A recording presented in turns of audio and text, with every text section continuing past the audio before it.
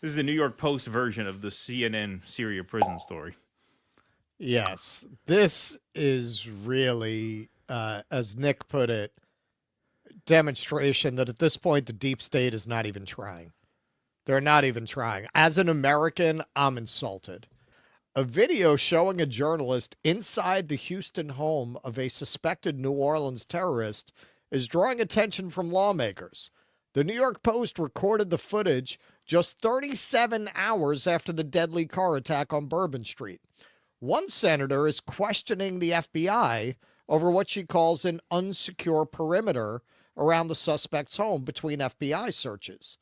Around 3 a.m. on New Year's Day, authorities say Shamsuddin Jabbar was the driver of a truck that plowed through a crowd on Bourbon Street, killing 14 people and injuring dozens more.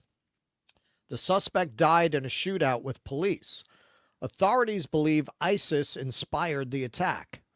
They found an ISIS flag, weapons, and explosive devices inside Jabbar's truck. Well, that's convenient. The FBI identified Jabbar's last known residence as a home in Houston, where agents raided the property between January 1st and January 2nd. They also reportedly discovered bomb making materials inside the home. However, less than 8 hours after the FBI left, a New York Post reporter posted a video of herself walking through the unsecured house.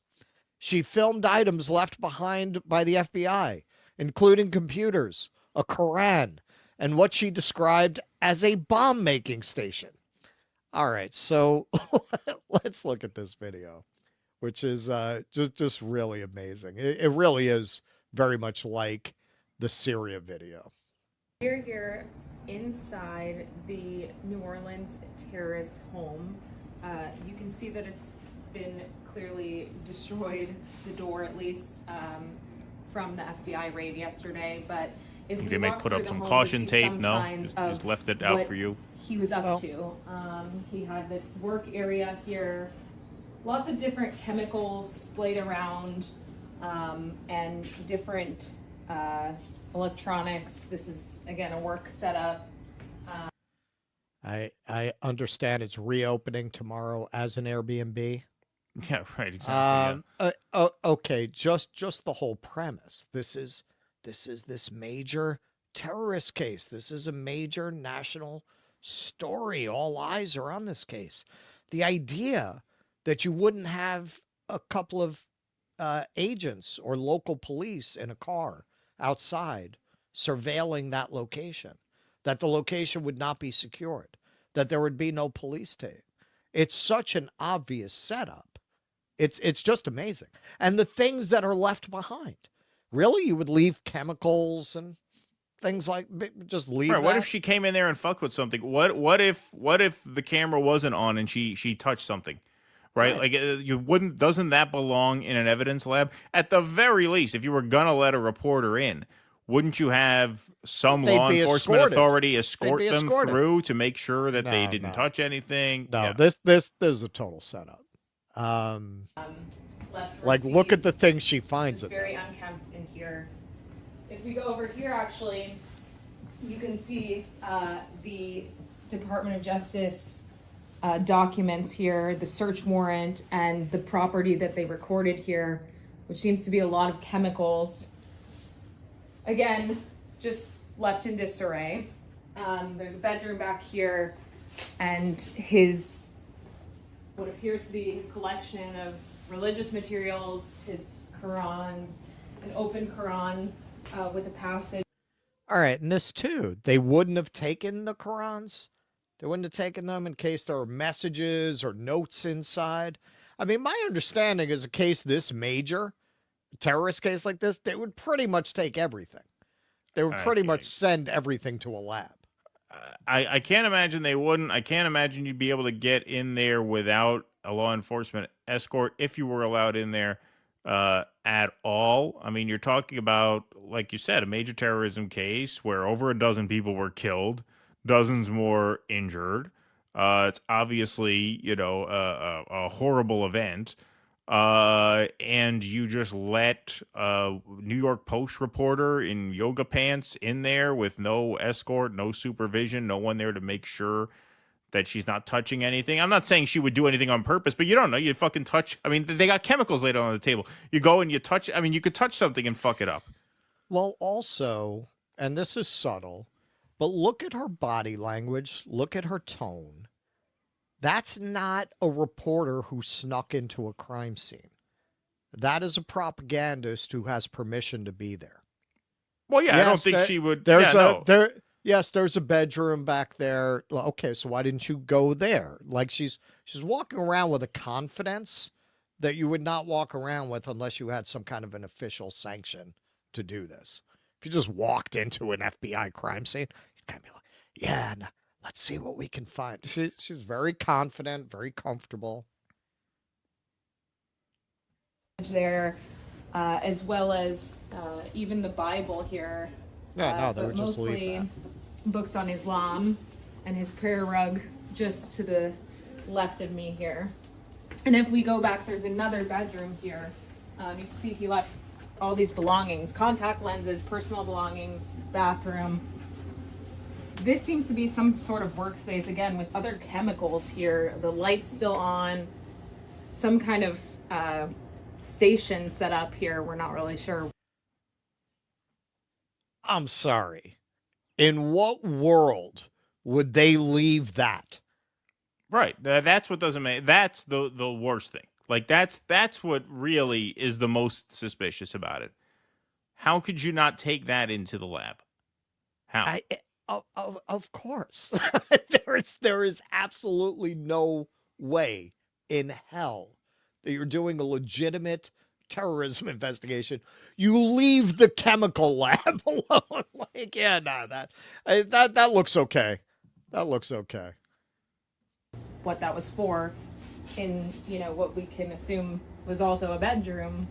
You can see clothes left here, and just a sign that someone was here up until those last few moments when neighbors said he left just before the New Year's holiday, saying he was done with his lease, it was up, and he was on his way to New Orleans where he would live there. Didn't take any furniture because he said his new home would be furnished. That's all we know so far.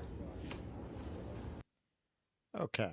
All right. So that's the most obvious setup since a couple of weeks ago with the CNN Sirius setup.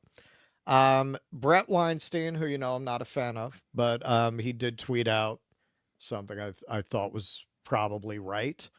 Like, yeah, the deep state is working really hard to use this to what purpose is just not quite clear yet what exactly this is. And Taibbi just dropped a very good article between the drones in New Jersey, which he lives in New Jersey. He says, like, yeah, like I'm driving around with my son, there are like drones all over the sky. The American people are just being gaslit on a scale that they have never been gaslit before. You just have all of these things happening that clearly don't add up. Officials not willing to tell you the truth or telling you very misleading stories. Um, it's actually a permanent part of the set now. Our friend, I think I can say our friend Tom O'Neill, my fellow former horse and carriage driver, his book is back there, Chaos. If you haven't read it, I'd really recommend it. One of the most interesting things in that book is he describes the head of MK Ultra. He found his letters and papers at Berkeley in a basement. People had just forgotten about it. I believe it was Berkeley. And he found notes that he wrote saying these Manchurian candidate experiments that supposedly were a failure. This is back in the 50s. He's writing, yeah, we did it.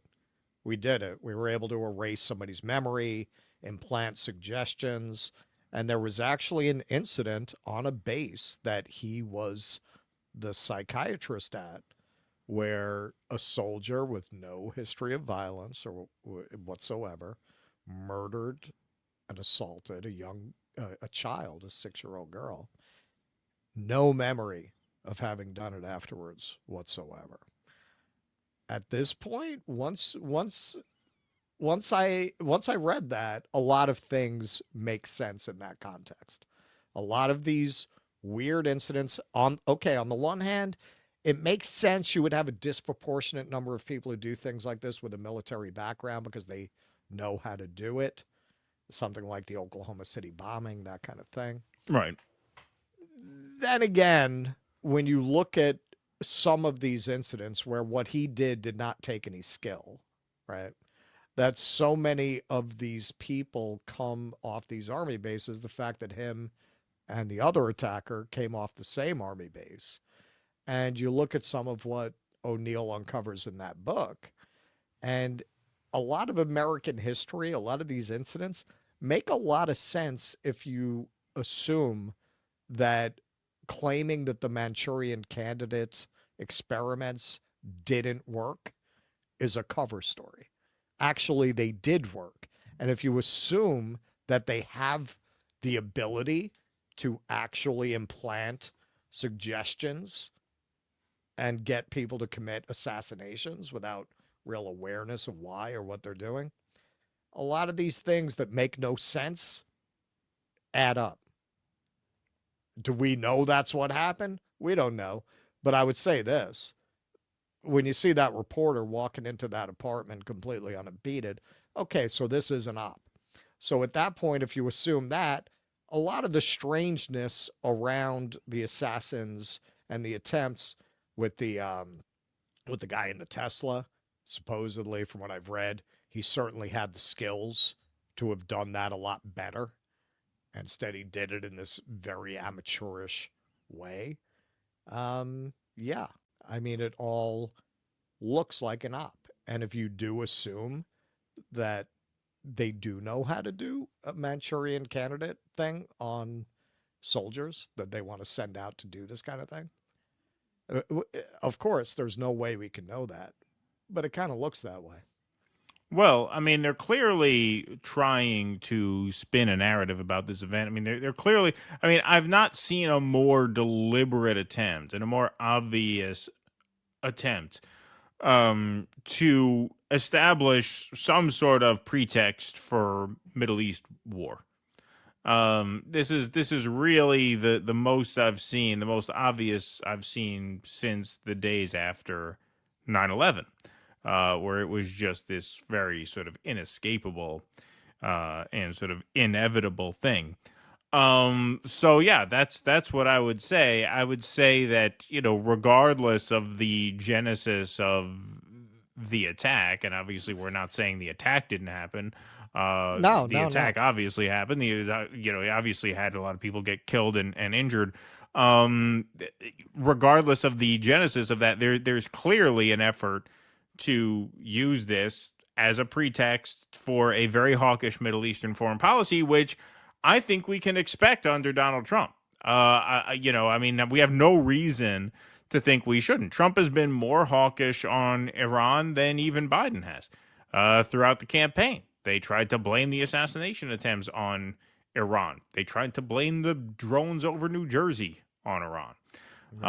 This is clearly what they want. Miriam Adelson doesn't throw money at politicians for nothing. She expects a return on investment. And that seems to be what's going on here. Obviously, no matter what you think, even if you think that's a legit crime scene and she was a legit reporter acting in a legit way, which is just, to me, totally bonkers how you can leave explosive chemicals out on a table and let a reporter in yoga pants go in there with no escort whatsoever. But even if you take all of it at face value, even taking it all at face value, it's clearly politically motivated. They are clearly trying to prime the public to think that there is an immediate threat of Islamic terror. We've seen this movie before. Yeah. I remember this all too well. After 9/11, I was just a teenager, but I remember it very, very clearly. This is what's happening now. For those who are in the audience who may be too young to remember the post 9/11 climate of paranoia and fear and the very, very simplistic black and white clash of civilization narratives. This is all the exact same. It's all the exact same. I mean, just comically obvious. Oh, here's a Quran open to the page about jihad. Like it is all like it's that obvious what they're trying to do. And I would say, buckle up, because Donald Trump is not going to stick his thumb in Miriam Adelson's eye. He's just not. You just cannot count on that. So, very, very scary times. That was a funny video in a dark and quirky kind of way, but it's a very, very serious time we're in now where, you know, a lot of people have a lot of very big plans and they're not going to want them spoiled. And Donald Trump is not going to spoil them, no matter how much he likes to talk about how he's anti-war. No, not only is he not going to spoil them, he's gonna triple down. Please clap.